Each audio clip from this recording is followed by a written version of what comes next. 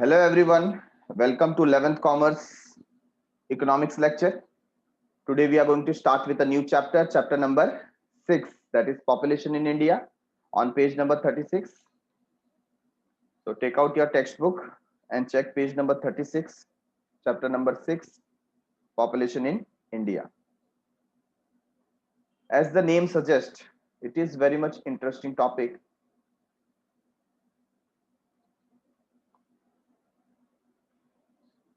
क्योंकि जब से आपने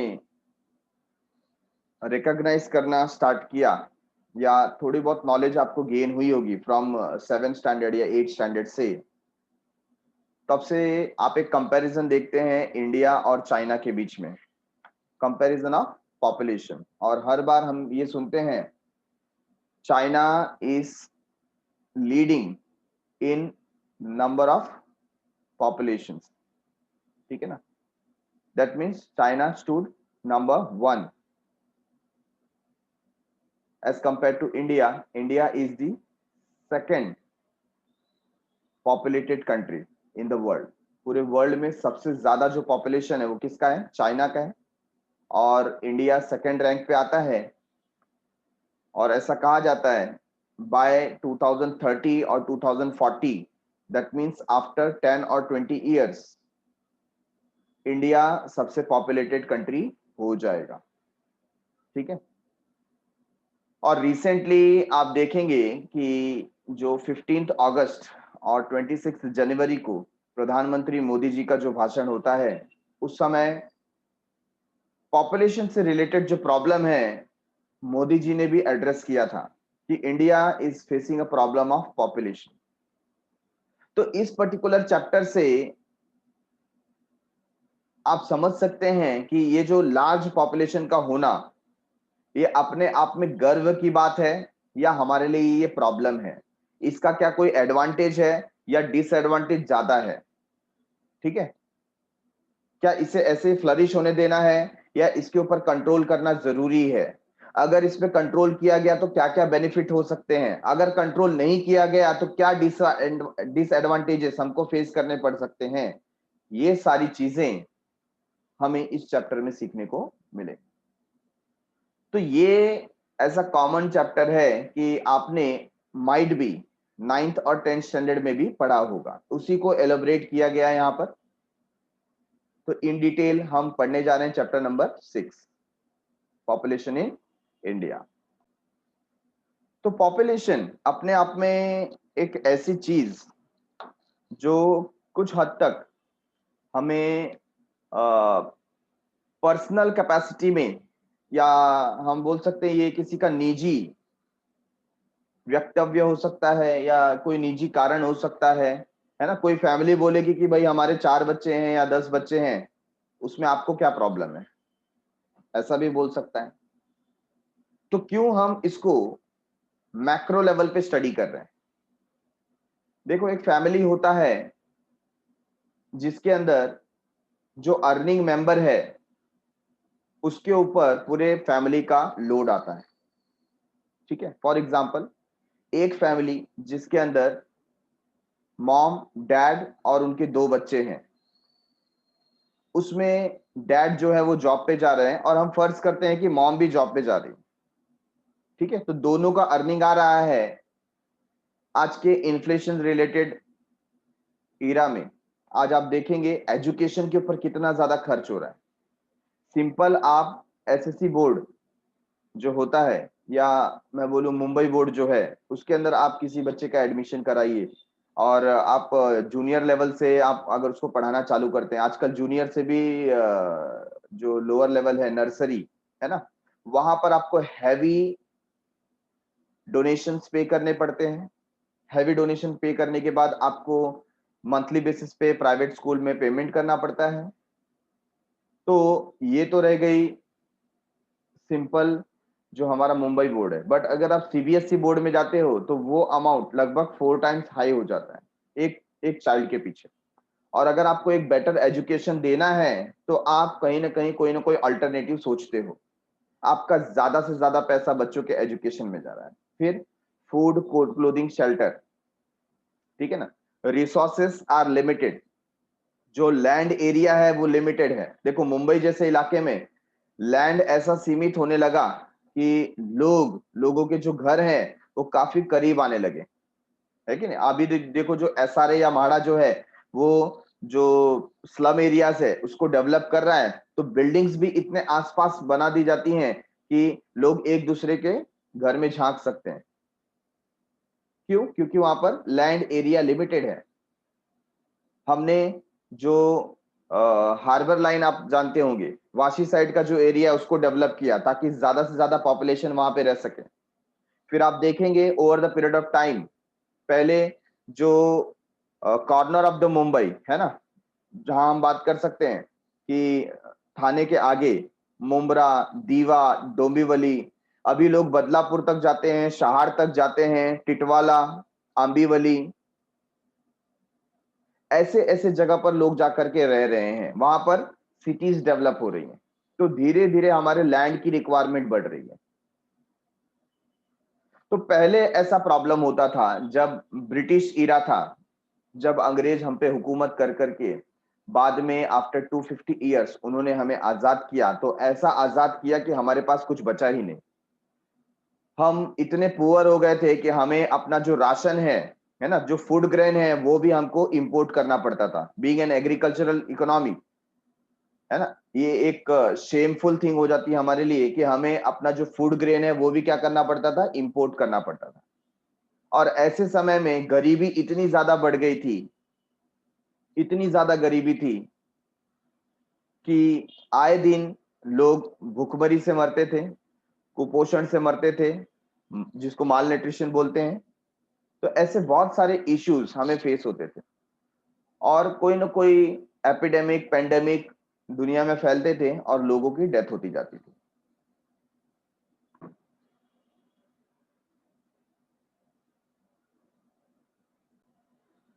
तो कई बार जो नेटिव प्लेस आपके होते हैं या विलेज एरियाज है या रिमोट एरियाज है, वहां पर जो प्रॉपर फैसिलिटीज नहीं होने के कारण, मैं आज से बात कर रहा हूँ 60-70 ईयर्स बैक, या पिछले हम 150-200 साल की बात करें, तो जब कभी भी सैनिटेशन का प्रॉब्लम होता था, हाइजीन का प्रॉब्लम होता था, हेल्थ फैसिलिटीज नहीं मिलती थी, तो छोटे छोटे कारणों की वजह से लोगों की डेथ हो जाया करती थी, है ना।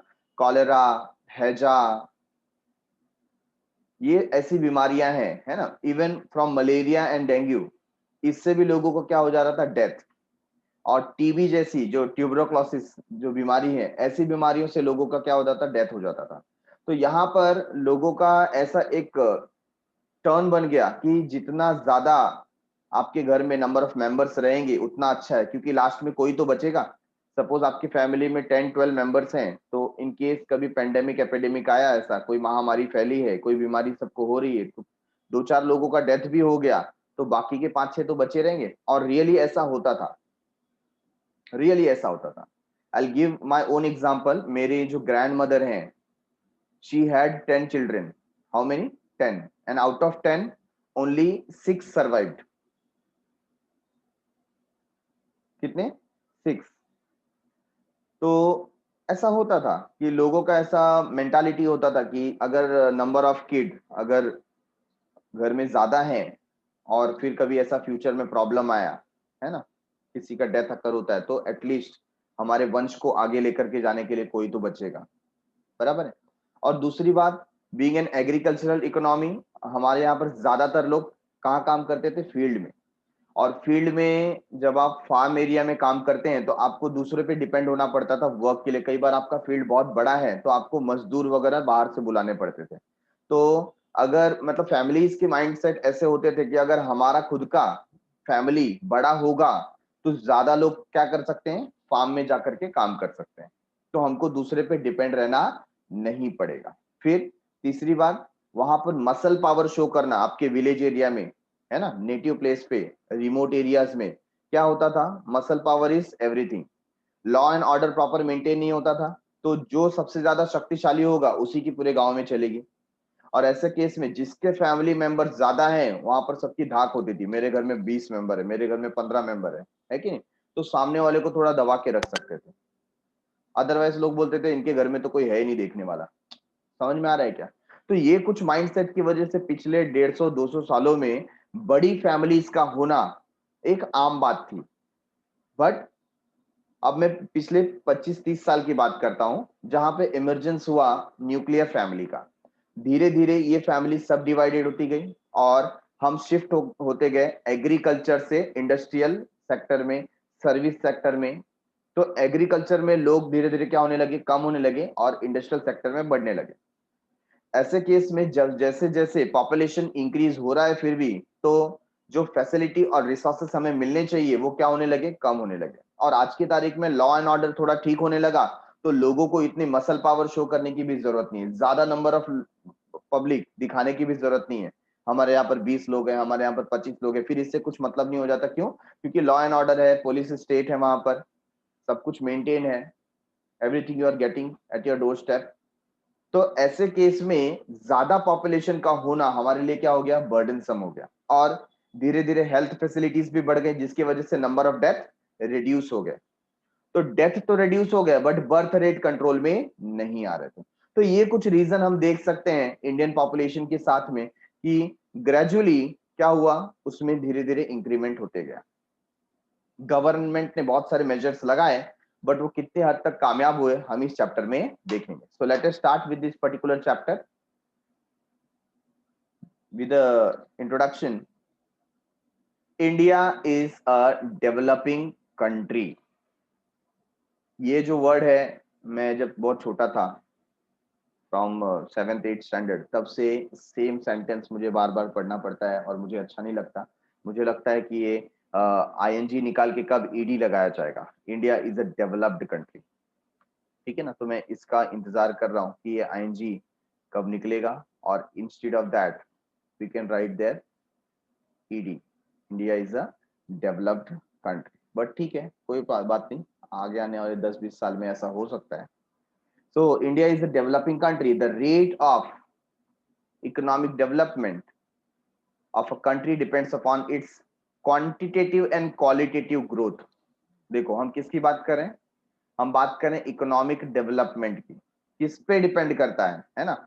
Rate of economic development depends upon quantitative and qualitative growth which can be measured in terms of population, national income, per capita income। ये तीन चीज के ऊपर आप फोकस कर सकते हैं, ठीक है? So let us take an example over here. Suppose we have a family। ये एग्जांपल हमने पहले भी लिया हुआ है। So there are two families in front of us।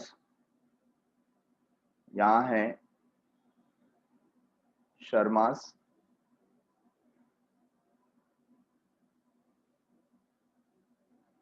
and these are वर्मास, ठीक है? शर्मास फैमिली, वर्मास फैमिली, बराबर है। मिस्टर शर्मा जो है, जो हेड ऑफ द फैमिली है, इनका जो इनकम है वो है 30,000 रुपीज, ठीक है? और मिस्टर वर्मा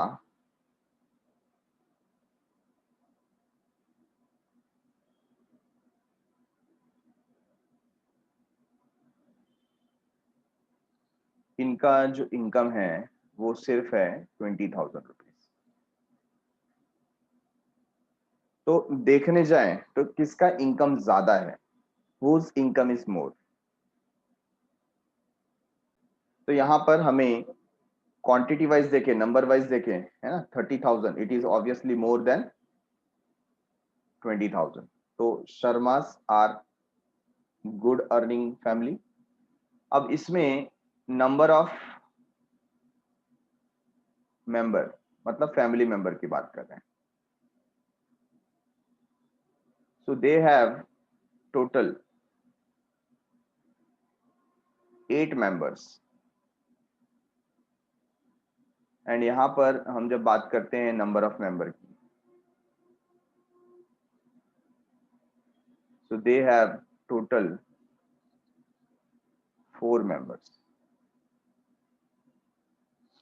अब मुझे बताइए कि किसका स्टैंडर्ड ऑफ लिविंग अच्छा होगा, कौन बेहतर तरीके से जिंदगी जी रहा होगा।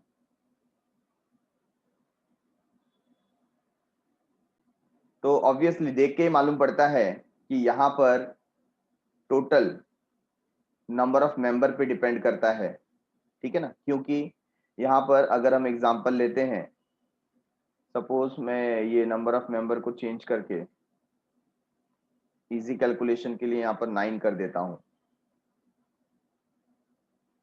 ठीक है। ऑन और हियर वी हैव 4 मेंबर्स। तो यहाँ पर जब मैं हाउस होल्ड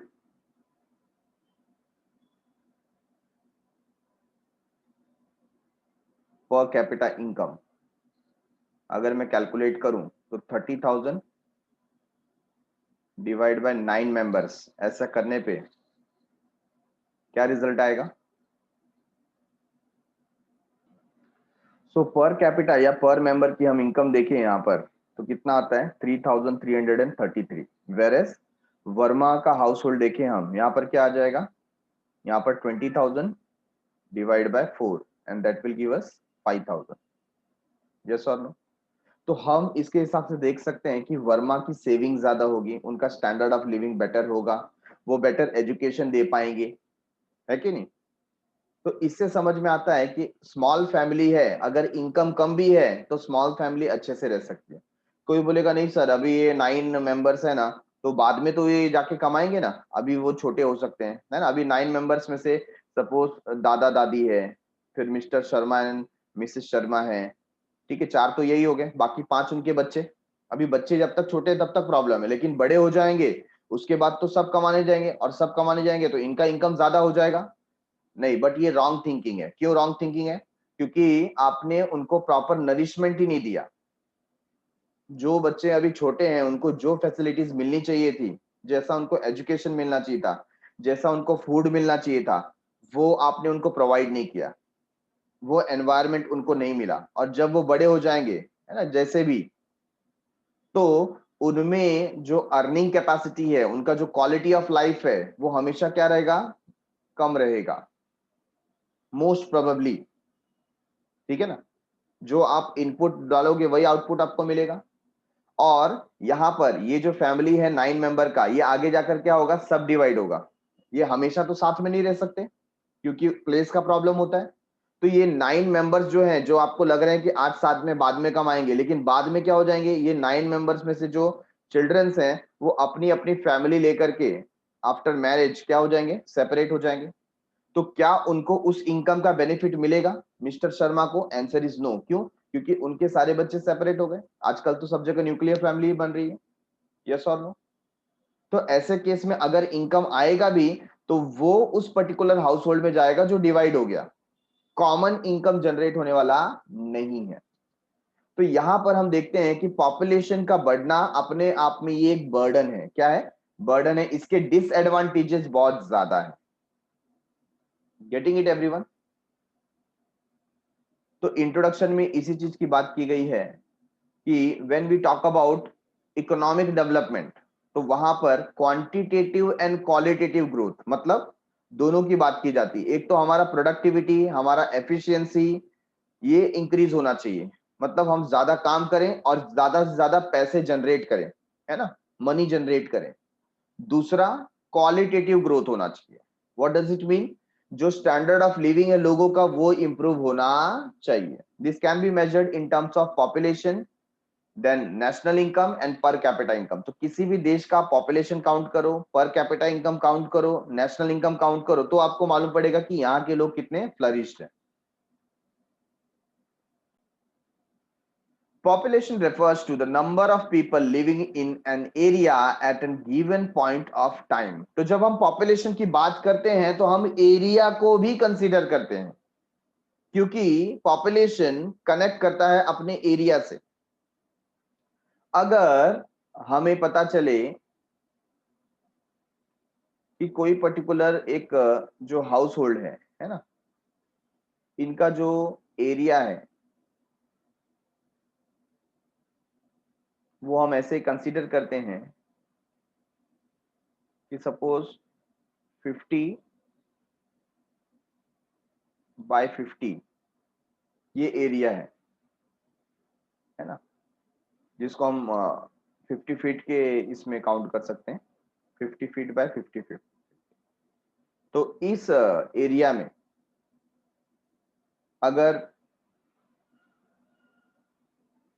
10 लोग रहते हैं, कितने रहते हैं? 10, है ना। तो 50 × 50 कितना हो जाता है?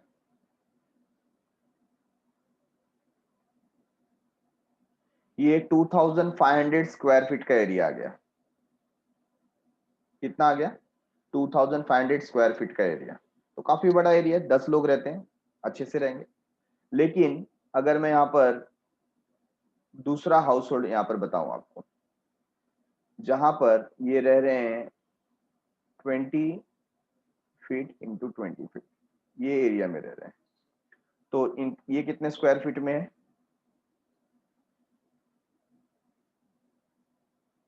400 स्क्वायर फीट,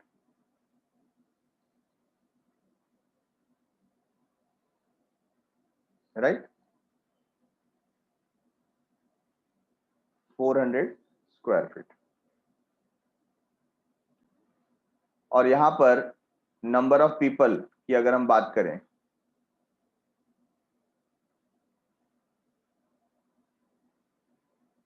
वो है 7, ठीक है। यहां पर नंबर ऑफ पर्सन कितने थे? 10। कहां पर पॉपुलेशन ज्यादा है? व्हाट इज योर एनालिसिस, कहां पर पॉपुलेशन ज्यादा है?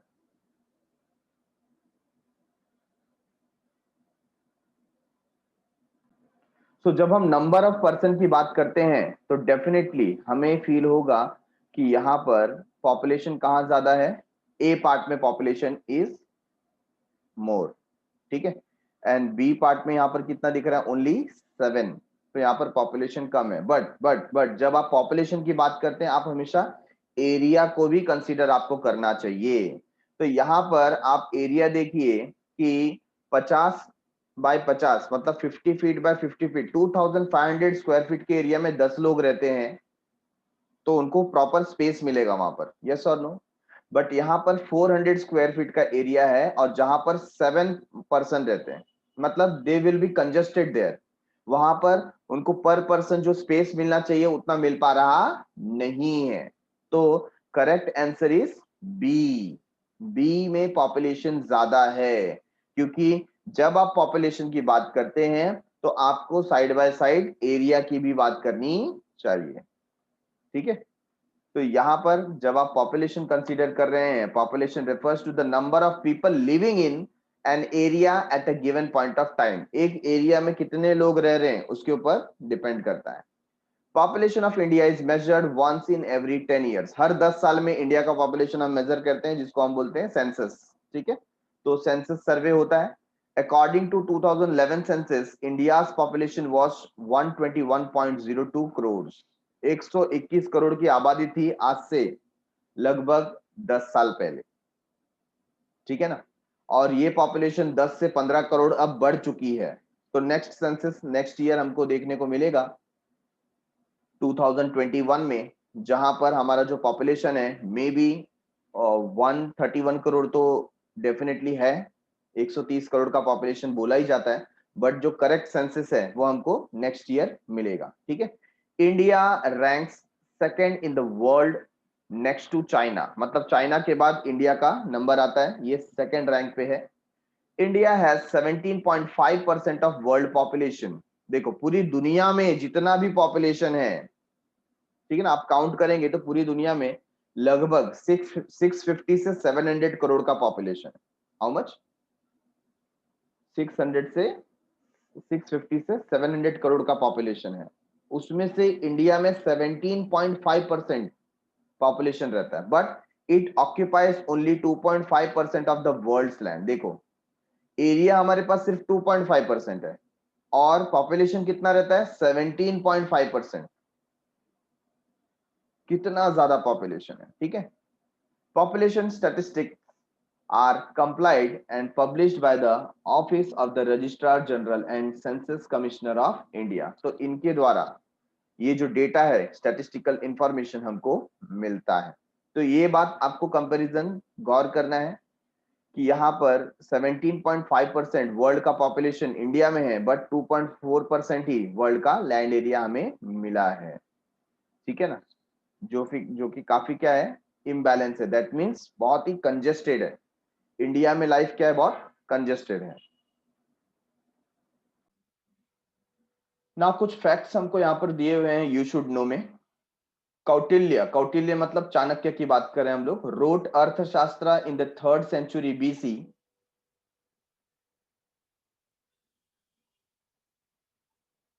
It's prescribed the collection of population statistics as a measure of state policy for taxation। मतलब वहां पर भी जब भी हम टैक्सेशन पॉलिसी बनाते थे, है ना, जब भी चंद्रगुप्त मौर्य का काल था, कब का बताया, 3rd century BC, before Christ, Christ के लगभग 3 सेंचुरी पहले, है ना। तो अभी 2000 ईयर्स तो ऐसे ही काउंट करते हैं हम लोग। तो यहाँ पर हम काफी पुरानी बात कर रहे हैं यहाँ पर। A systematic and modern population census in its present form was conducted।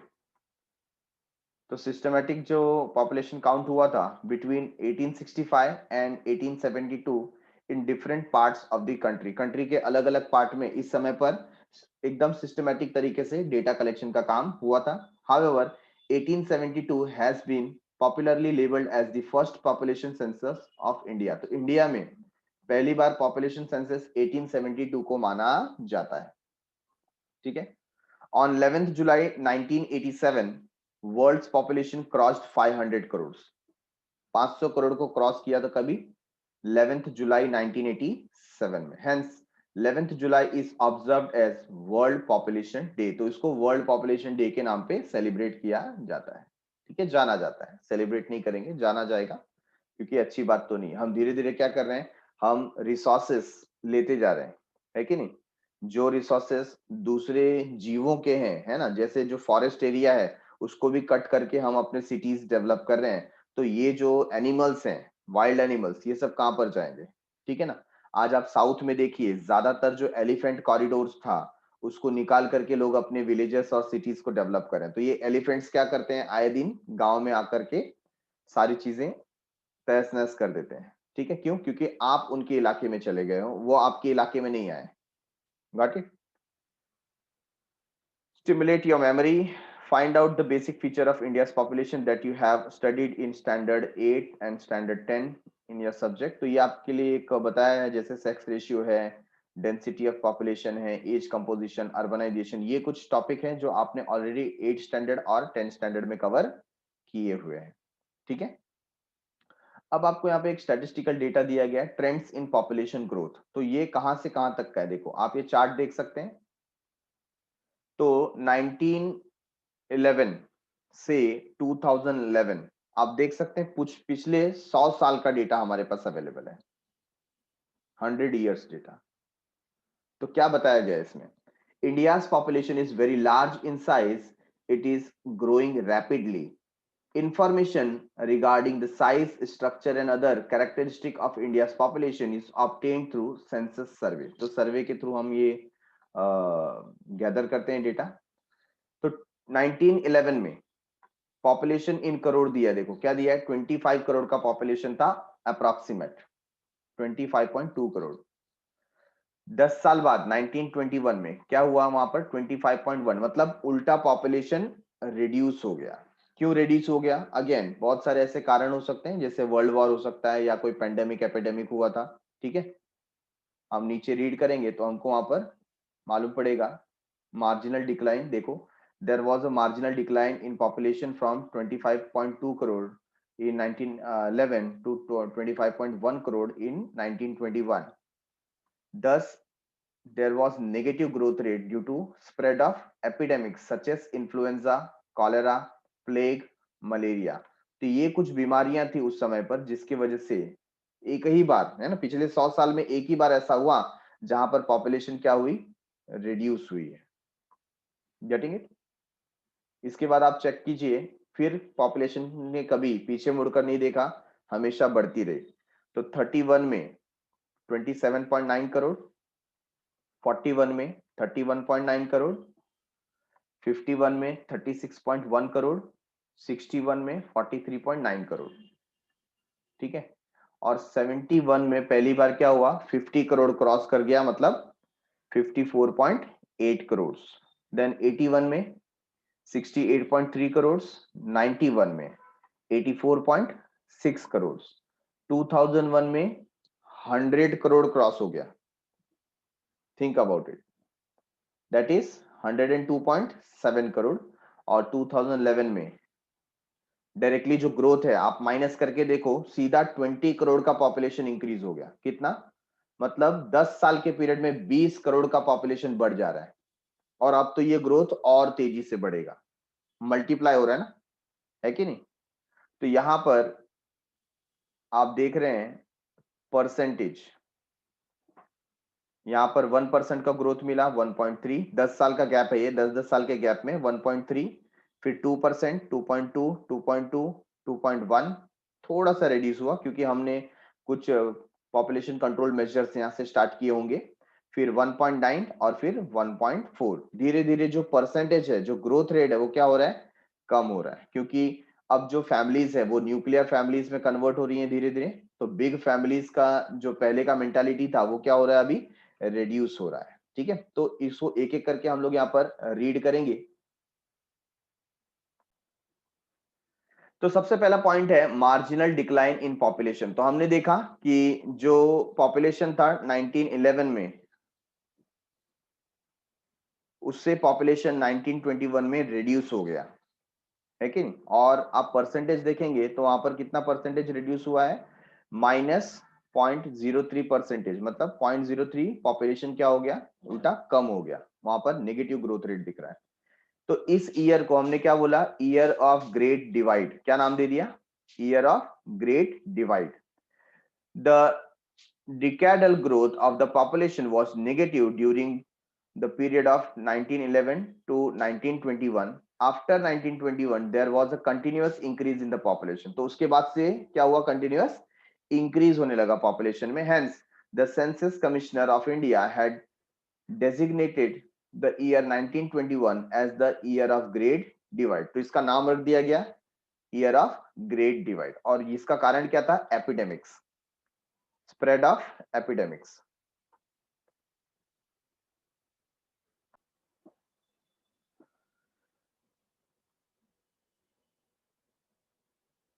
Next is positive growth rate.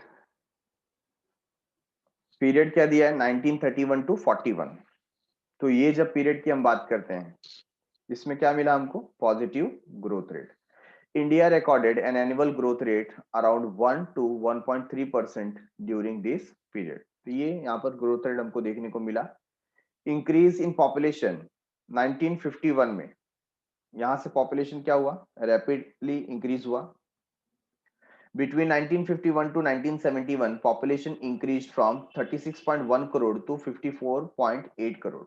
This shows that after independence, है ना, यहाँ पर इंडिपेंडेंस के ठीक बाद की बात करें हम लोग, 1947 में हमें इंडिपेंडेंस मिला, और उसके बाद there was tremendous rise in population. और फिर क्या हुआ, पॉपुलेशन में ट्रेमेंडस ग्रोथ हमको देखने को मिला।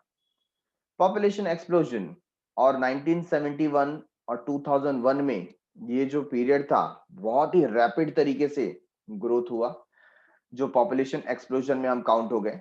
इसको बोलते हैं जनसंख्या विस्फोट, हिंदी में बोलते हैं जनसंख्या विस्फोट, धमाका हुआ। क्यों ऐसा धमाका बोल रहे हैं, during this period India experienced population explosion because during this 3 decade annual population growth rate was more than 2%।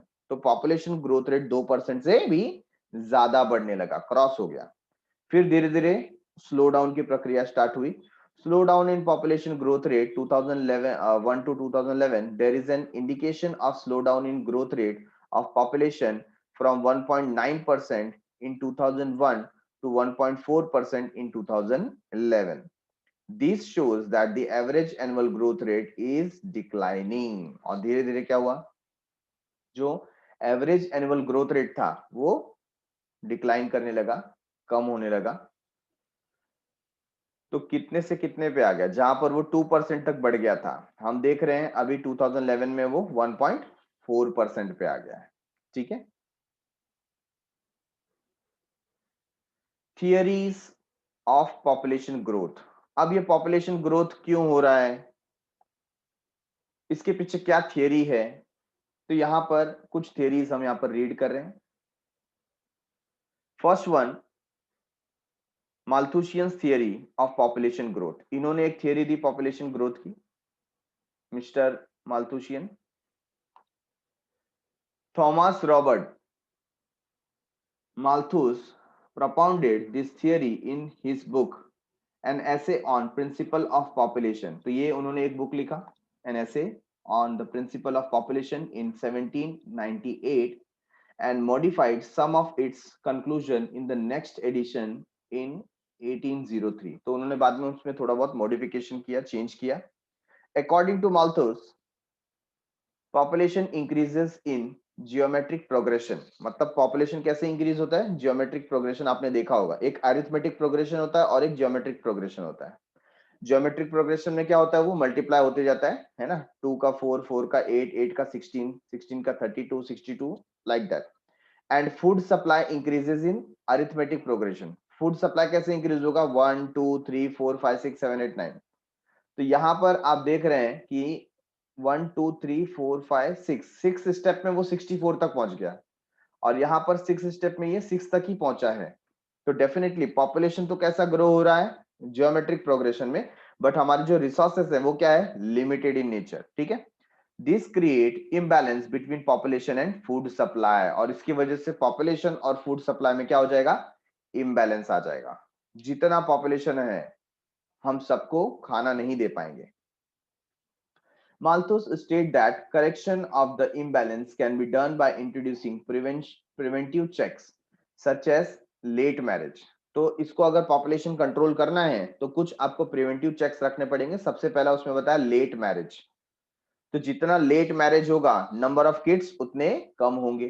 Then moral restrain, मतलब पहले से ही मोरली सबको बताया जाए कि छोटा परिवार सुखी परिवार। जब ऐसा बात सबके जहन में जाएगा, सो डेफिनेटली फैमिलीज में नंबर ऑफ मेंबर्स कम होंगे। He also mentioned about positive और natural checks such as natural calamities, है ना। तो यहां पर क्या होता है, कई बार नेचुरल कैलामिटीज की वजह से ऑटोमेटिकली पॉपुलेशन स्वाइप ऑफ हो जाता है, बराबर है। सुनामी आ गया, देन हमने कई बार देखा है कि बड़े बड़े तूफान आ जाते हैं, बाढ़, भूकंप, ये सारी चीजें आती हैं जिसके अंदर कई लोगों की जान चली जाती है। तो इसकी वजह से डेथ रेट बढ़ जाता है। Natural checks operates and wash out the excess population and thus balance is maintained। और ऐसा ही होगा। आज देखो कोरोना की वजह से कितने सारे लोगों का डेथ हो गया, है ना। More than 5 lakh people already died all over the world, है कि नहीं। However, preventive checks are more dependable out of the two। तो यहाँ पर अगर हम प्रिवेंटिव चेक्स रखते हैं, मतलब नेचर अपना काम करे उसके पहले हमें अपना काम कर लेना चाहिए। इन द सेंस नेचर ऐसी तबाही मचाए और एक्सेस पॉपुलेशन को स्वाइप ऑफ कर दे, है कि नहीं, जैसा सुनामी में आपने देखा था। या आज देखो, आज की तारीख में नेचुरल इम्बैलेंस कैसा हो गया है। आज in the month of November as well, sorry in the month of October as well, we are facing rain, है ना। रेन इतना ज्यादा हो रहा है, क्लाइमेटिक चेंज है, क्लाइमेट बार बार ऐसा चेंज होगा तो फिर उसके वजह से क्या होगा, हमारा जो एनवायरमेंट है, जो हमारा हेल्थ इश्यू है, उसमें चेंजेस होना स्टार्ट हो जाएंगे। लोगों को नई नई टाइप की क्या होंगी, वहां पर बीमारियां स्टार्ट हो जाएंगी, है ना। इसकी वजह से फिर डेथ रेट बढ़ते हैं। तो नेचर अपने तरीके से इसको हैंडल करे उसके पहले हमको इसको हैंडल कर लेना चाहिए। दैट मीन्स हमें पॉपुलेशन पे कंट्रोल करना स्टार्ट कर देना पड़ेगा। तो कुछ कंसेप्ट जो आपने ऑलरेडी पढ़े हुए हैं, just like birth rate. Birth rate क्या होता है, birth rate means the number of birth occurring पर 1000 of the living population during a year. एक साल में 1000 लोगों पे कितने नंबर ऑफ पॉपुलेशन इंक्रीज हुआ है, नंबर ऑफ बर्थ हुआ है, वो हम काउंट करते हैं। It is also known as fertility rate. क्या बोला जाता है इसको, फर्टिलिटी रेट। ठीक है, पर 1000 पर्सन्स पे कितने बर्थ अकर हुए। ठीक है, डेथ रेट, डेथ रेट भी ऐसा ही है, द नंबर ऑफ डेथ पर 1000, हर 1000 लोगों पे कितने लोगों की मृत्यु हो रही है। Living population during a year is called death rate, it is also called mortality rate. तो ये दो रेट हमको ध्यान रखना है, birth rate and mortality rate, ठीक है। सर्वाइवल रेट, सर्वाइवल रेट क्या है? The difference between the birth rate and the death rate. For example, मैं एक छोटा सा एग्जाम्पल लेता हूं कि जैसे अगर given a period of 1 month अगर 10 बर्थ होते हैं, हाउ मेनी बर्थ? 10, और डेथ कितने हो रहे हैं? 3 डेथ हो रहे हैं, तो सर्वाइवल कितना होगा? 7 का, मतलब 7 लोग का पॉपुलेशन, नेट पॉपुलेशन इंक्रीज कितना हुआ है? 7, है ना।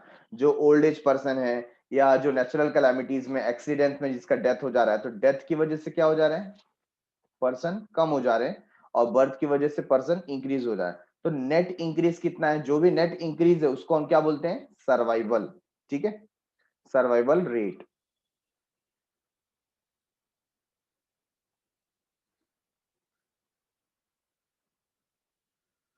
The difference between the birth rate and the death rate is known as survival rate.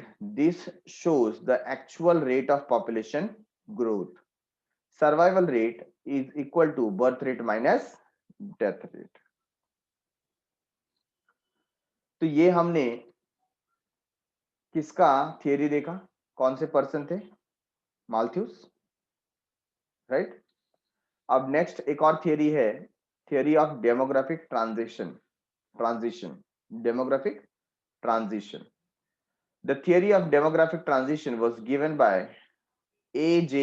Cole and E.M. Hoover in the books Population Growth and Economic Development in Low Income Countries. मतलब जो छोटी countries है, low income countries है, जहां पर पैसे इतने नहीं है, ऐसी जगह पर पॉपुलेशन अगर बढ़ता है तो क्या प्रॉब्लम्स फेस करनी पड़ सकती हैं?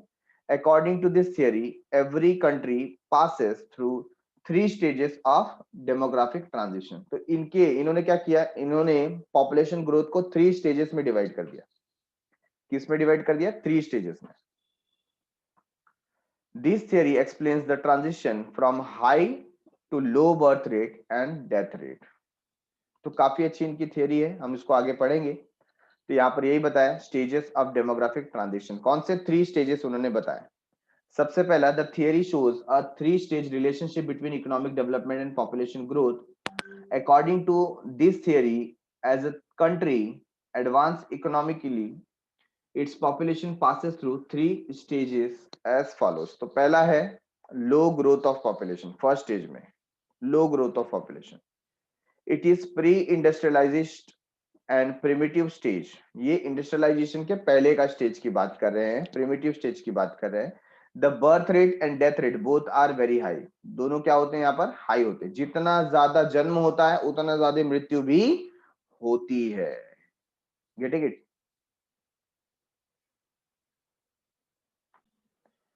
All under developed countries have pass through this stage. तो जितने भी अंडर डेवलप्ड नेशन होते हैं, कंट्रीज होती है ना, उनका सारा ये फर्स्ट स्टेज उन्होंने पास किया होता है। मतलब स्टार्टिंग में कोई भी अंडर डेवलप नेशन है, वहां पर बर्थ रेट भी काफी ज्यादा होता है और डेथ रेट भी काफी ज्यादा होता है, ठीक है।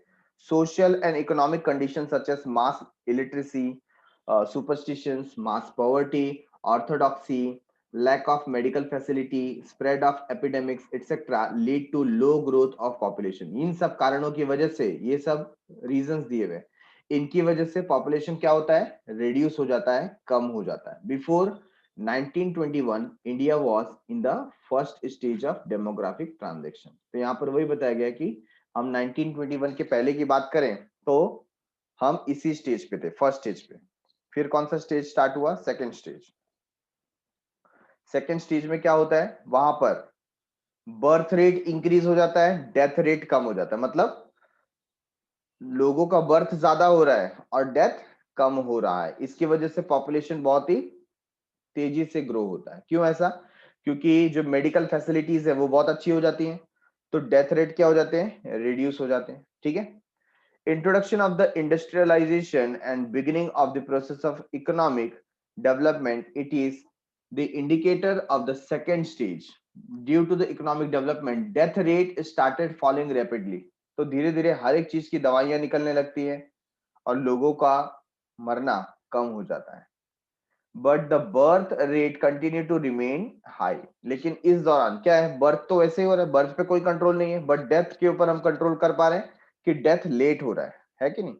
This leads to population explosion, और इसकी वजह से क्या हो गया, जनसंख्या विस्फोट, population explosion. All developing countries, including India, are the second stage of demographic transition. India is in the average of entering into third stage. तो अब हमारी शुरुआत हुई, धीरे धीरे हम थर्ड स्टेज में जाएंगे। किस में जाएंगे, थर्ड स्टेज में। तो थर्ड स्टेज है क्या, rapid industrialisation and urbanisation result in the spread of education. लोगों में कॉन्शियसनेस बढ़ेगा, एजुकेशन बढ़ेगा अबाउट स्टैंडर्ड ऑफ लिविंग, है ना, रहने का स्तर कैसा होना चाहिए। Economic development, both birth rate as well as death rate tends to decline, दोनों क्या होंगे, इसमें कम होंगे। All developed countries are in this stage. तो जितने भी डेवलप्ड नेशन है सबके सब इसी स्टेज में हैं। तो ये फिगर आपको देखो, बर्थ रेट और डेथ रेट का दिया है, ये भी लास्ट 100 ईयर्स का हम कंसीडर कर सकते हैं, ठीक है। तो यहां पर हम देख रहे हैं 1901 से हम देख रहे हैं, ठीक है, बर्थ रेट 49 और डेथ रेट 42.6। बर्थ रेट अभी भी ज्यादा है, डेथ रेट थोड़ा कम है, बट हम देख सकते हैं कि दोनों ही यहाँ पर ज्यादा है। इट इज मोर देन 40, है ना, 40 से ज्यादा होना मतलब बहुत ज्यादा है। यहाँ पर रेट परसेंटेज की बात कर रहे हैं हम लोग, देखो उसके बाद 2011 में बर्थ रेट कितना था, 48.1, थोड़ा सा बर्थ रेट रिड्यूस हुआ है, और डेथ रेट क्या हुआ, इंक्रीज हो गया है। तो 2011 ऐसा ईयर है जहां पर हमको दोनों में क्या दिख रहा है, बैलेंस दिख रहा है, जितने मरे उतने पैदा हुए। 1921 बर्थ रेट 46.3 और डेथ रेट 36.3।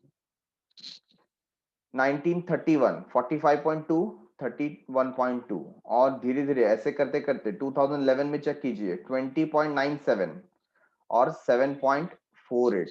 तो बर्थ रेट अभी भी 20 के ऊपर है, और जो डेथ रेट है वो कितना कम हो गया, 7.48%। आज तो लोग मर भी रहे हैं तो भी जाकर के उनको वेंटिलेटर पे लगा देते हैं, है ना, इतने सारे इक्विपमेंट लगा देंगे बॉडी के अंदर कि आप थोड़े और दिन जिंदा रहोगे, 6 दिन 8 दिन ऐसे ही आप हॉस्पिटल में निकाल दोगे। जो व्यक्ति 2 साल पहले ही मर जाना चाहिए था वो भी 4 साल निकाल लेता है मेडिसिन की वजह से, है ना, कितने सारे मेडिसिन आ गए हैं। तो फैसिलिटीज इतनी इंक्रीज हो गई हैं कि डेथ रेट क्या हो गए हैं, रिड्यूस हो गए हैं, इट इज बिलो 8, है ना, 8 से कम हो गया, और बर्थ रेट 20 से ज्यादा है। तो कितना इम्बैलेंस है, बर्थ काफी ज्यादा है और डेथ काफी कम है। Population explosion is a situation where the growth of population is faster than the growth and development of the economy. यहाँ पे पॉपुलेशन एक्सप्लोजन की बात की गई है कि व्हाट इज पॉपुलेशन एक्सप्लोजन, हमने देखा यहाँ पर, ठीक है। आप चार्ट भी देखिए बर्थ रेट और डेथ रेट का, जहां पर पिंक पिंक में बर्थ रेट दिखाया गया है और जो स्काई ब्लू है उसके अंदर डेथ रेट दिखाया गया है कि नहीं। दोनों रिड्यूस हो रहा है बट फिर भी birth rate is higher than death rate. तो ऐसे केस में हमें पहले समझना पड़ेगा पॉपुलेशन एक्सप्लोजन क्या है। So population explosion is a situation where the growth of population is faster than the growth and development of the economy. ये इकोनॉमी के ऊपर भी डेवलपमेंट, इकोनॉमिक डेवलपमेंट पे भी डिपेंड करता है कि जो इकोनॉमी का डेवलपमेंट है वो स्लो पेस में बढ़ रहा है बट आपका बर्थ रेट काफी तेजी से बढ़ रहा है, इसको हम बोलते हैं population explosion. Population explosion in India is due to high birth rate followed by a low death rate, मतलब डेथ कम हो रही है और बर्थ रेट बढ़ रहे हैं, ठीक है। कॉज ऑफ बर्थ रेट, अब हमें कारण यहां पर जानने को मिलेगा, क्या जानने को मिलेगा, कारण।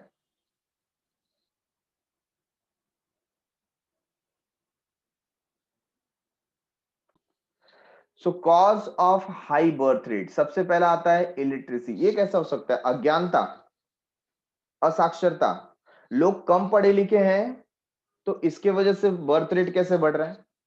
तो उसका रीजन ये है कि कम पढ़े लिखे होने की वजह से वो अपना एडवांटेज डिसएडवांटेज नहीं समझ पाते हैं। वो सोचते हैं जितना ज्यादा घर में नंबर ऑफ मेंबर रहेंगे उतने ज्यादा लोग जॉब पे जाएंगे या जो फार्म एरिया है उसमें काम करेंगे और उतना ज्यादा प्रोडक्टिविटी होगा, है कि नहीं? तो ज्यादा लोग बोलते हैं ना, ज्यादा हाथ तो ज्यादा काम। तो इस तरीके का लोगों का दिमाग काम करता है, लेकिन वो ये भूल जाते हैं कि जितना ज्यादा पॉपुलेशन उतना ज्यादा बर्डन। ठीक है, तो यहां पर लोग असाक्षर हैं, लोग अनपढ़ हैं, इसके लिए बर्थ रेट हमें ज्यादा देखने को मिलता है। धीरे धीरे देखो जैसे जैसे एजुकेशन बढ़ने लगा बर्थ रेट स्लो डाउन हो गया। The percentage of illiterate in the country is reasonably high.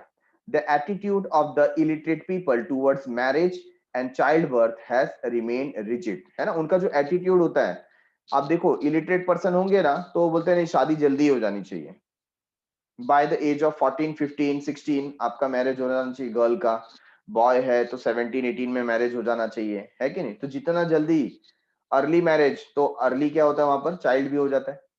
तो उनका जो मेंटालिटी है वो रिजिड है।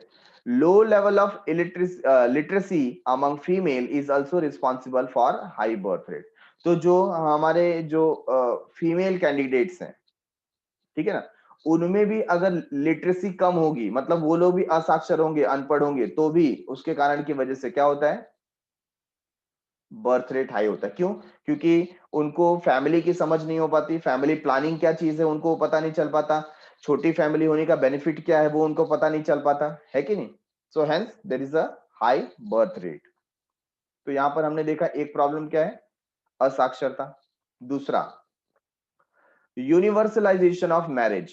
अभी इंडिया जैसा जो कंट्री है जहां पर हम अपने जो संस्कृति है, कस्टम है, जिसको फॉलो करते हैं, यहां पर क्या है, यूनिवर्सलाइजेशन ऑफ मैरिज, ठीक है ना। बट फॉरेन कंट्रीज में आप जहां तक जो डेवलप नेशन देखेंगे ना, वहां पर सबकी शादी होनी है, इट इज नॉट नेसेसरी। यहाँ पर जैसे देखो अभी आप लोगों का भी एज है ना, जैसे आप ग्रेजुएशन के करीब आओगे, एसवाई जैसे खत्म हुआ ना, आपके घर में बातें होना शुरू हो जाएंगी, करी इनके लिए कहीं लड़का देखना है, उनके लिए कहीं लड़की देखने जाना है, ग्रेजुएशन हो जाने दो, है कि नहीं? और ग्रेजुएशन कंप्लीट होके 1-2 साल हुआ, आप जैसे ही जॉब पे गए, गर्ल्स का तो फिर वो जॉब वगैरह भी नहीं देखते हैं, गर्ल्स का ग्रेजुएशन कंप्लीट हुआ शादी, और बॉयज का 1-2 साल हुआ, जॉब पे लगा, शादी। तो सबकी शादी होना इंडिया में एक कंपल्सन जैसा हो जाता है कि नहीं? आज से 40-50 साल पहले तो ऐसा होता था कि कुछ बच्चों में से 2-3 लोग साधु बन जाते थे, सन्यास ले लेते थे। अभी तो सन्यास का भी चलन बहुत कम हो गया है, वेरी रेड्यूस्ड। अब क्या हो गया है, धीरे धीरे घर में बात होना पहले स्टार्ट हो जाता है ना, लड़का धीरे धीरे बड़ा हो रहा है या लड़की धीरे धीरे बड़ी हो रही है, उसको ही पूछने लगते हैं शादी कब होगी, शादी कब होगी, शादी कब होगी। कोई किसी को छोड़ता नहीं, चाहे वो सलमान खान हो, चाहे राहुल गांधी हो, है ना, पूरा देश पूछता है शादी कब होगी, शादी कब होगी, शादी कब होगी। तो यहाँ पर शादी को क्या बना दिया गया है, कंपलसरी बना दिया गया है। सामने वाले को ये क्वेश्चन पूछेंगे शादी कब कर रहे हैं, सेटल कब हो रहा है। शादी होना मतलब सेटल होना, है कि नहीं? In India, marriage is considered as both religious and social obligation. Religious एक तो धार्मिक तौर पर और दूसरा सामाजिक तौर पर। Even with the spread of education, the attitude of people towards marriage remain unchanged at large. Education इतना मिलने के बावजूद लोगों का माइंडसेट वैसा ही है। Getting it? Number 3, age of marriage. Age of marriage ये बहुत ही इंपॉर्टेंट फैक्टर है, क्योंकि ये मेजर जो है वो गवर्नमेंट की तरफ से भी लिया जा सकता है। Age of marriage in India, the legal age of marriage is relatively lower compare to other countries. दूसरे कंट्री में हम देखेंगे तो उस कंट्री के हिसाब से हमारे यहाँ पर क्या है, लीगल एज कम है।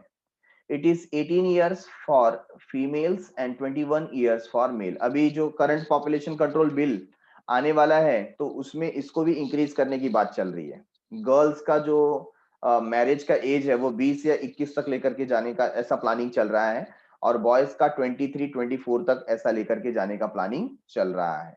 ठीक है, मे बी अगर उसको कंसीडर किया जाए तो काफी अच्छा हो जाएगा। Low age of marriage has also resulted in high birth rate. तो कम उम्र में शादी हो जाना ये भी एक कारण है कि बर्थ रेट ज्यादा होता है। ठीक है। प्रेफरेंस ऑफ मेल चाइल्ड, ये भी आपने देखा होगा कई बार कि फैमिली में हमारे यहाँ जो संस्कृति होती है, कस्टम होता है कि अगर आपके घर में मेल चाइल्ड नहीं हुआ, बॉय नहीं हुआ, तो आपका उद्धार नहीं होगा, आपका परलोक नहीं सुधरेगा, है ना। आपका, आपके मरने के बाद आपकी चिता को आग कौन देगा, वंश को आगे कौन लेकर के जाएगा, है ना। वंश को आगे लेकर के जाना देखो कितना जरूरी है। इंसान ठीक से रहे न रहे, वंश आगे जाना चाहिए। और कौन सा वंश ने बहुत बड़ा नाम कमा लिया, गॉड नोज। लेकिन जब तक मेल चाइल्ड नहीं रहेगा, लोगों का मेंटालिटी ऐसा है कि नहीं, जब तक मेल चाइल्ड नहीं रहेगा तब तक हमारे वंश का नाम नहीं होगा।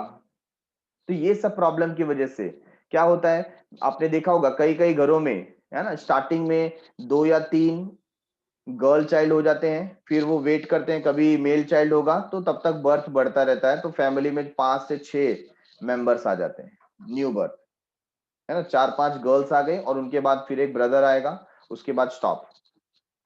तो यहां पर वही बात की गई है, many Indian parents are opting to continue having children until they have a son और desired number of son. This is known as son meta preference. इसको क्या बोलते हैं, सन मेटा प्रेफरेंस, है ना।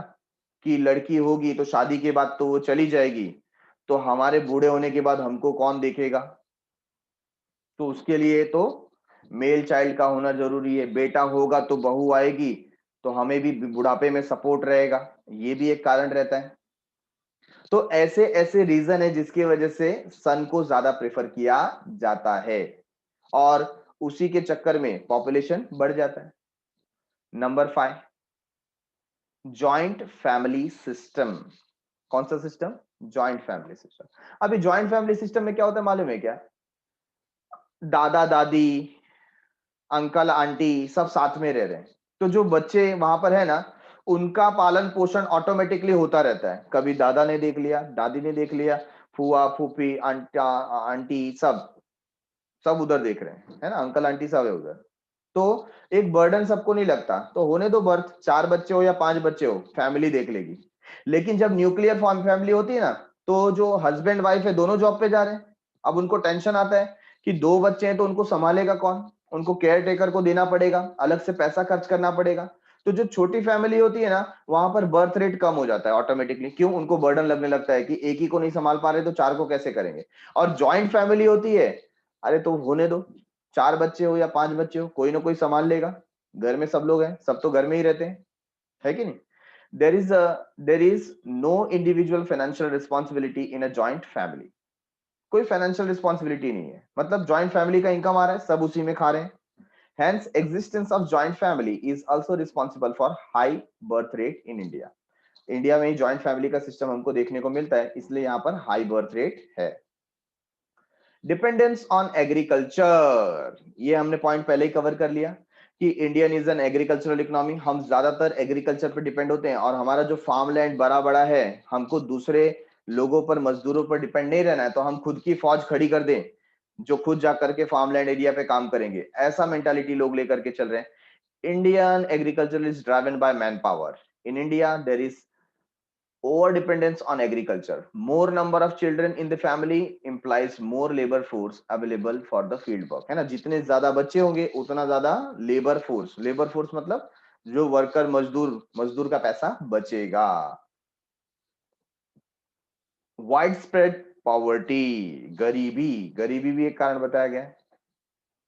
Poor people prefer large family because they feel that more children means greater economic support। देखो वही बात है, ज्यादा बच्चे होंगे तो ज्यादा हाथ काम करेंगे, ज्यादा हाथ काम करेंगे मतलब ज्यादा लोग जॉब करेंगे, ज्यादा लोग जॉब करेंगे तो ज्यादा अर्निंग आएगा।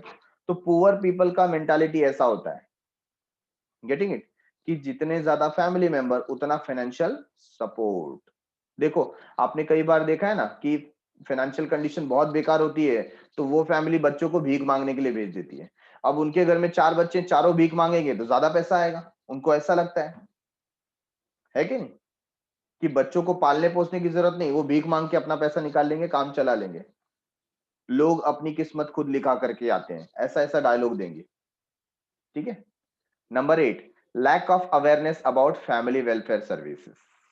लोगों में एजुकेशन है तो कभी कभी अवेयरनेस नहीं होता। Most of the people are ignorant about the availability of the various means and techniques of family planning. लोगों को टेक्निक क्या है, मीन्स क्या है, रिसोर्सेस क्या है जिससे फैमिली प्लानिंग वगैरह कर सकते हैं, है ना, ये सब के बारे में नॉलेज होता नहीं है। ठीक है। ये 8 पॉइंट हमने यहाँ पर कवर किया, जिसके अंदर आ जाता है cause of high birth rate. ये हमारा क्वेश्चन है, cause of high birth rate. हमने देखा ऐसे कौन से कारण हैं जिसकी वजह से बर्थ रेट इंडिया में ज्यादा है। सबसे पहला क्या था, इलिटरेसी, मतलब असाक्षरता। अभी कुछ चीजें तो देखो डायरेक्टली ऐसे ही आ गई, इलिटरेसी, पॉवर्टी, है ना। फिर यूनिवर्सल मैरिज, यहाँ पर सबकी शादी होनी चाहिए ऐसा रिवाज हो गया है। एज ऑफ मैरिज बहुत कम है age compare to other nation. Preference of male child, ज्यादातर फैमिलीज को मेल चाइल्ड ही चाहिए। ज्वाइंट फैमिली सिस्टम में ये प्रॉब्लम होता है। Then depends on agriculture. ठीक है। एंड वाइड स्प्रेड पॉवर्टी, या सिर्फ पॉवर्टी लिखेंगे तो भी चलेगा। And at the end lack of knowledge regarding means of family planning. तो अवेयरनेस काफी कम है फैमिली प्लानिंग के बारे में। Okay, so done for the day. Thanks a lot for watching. Meet you in the next episode with a new concept of causes of low death rate. हम देखेंगे next lecture में कि death rate कम होने के क्या क्या कारण हैं। ओके, तब तक के लिए बाय बाय, शुक्रिया, शबा खैर, सायोनारा।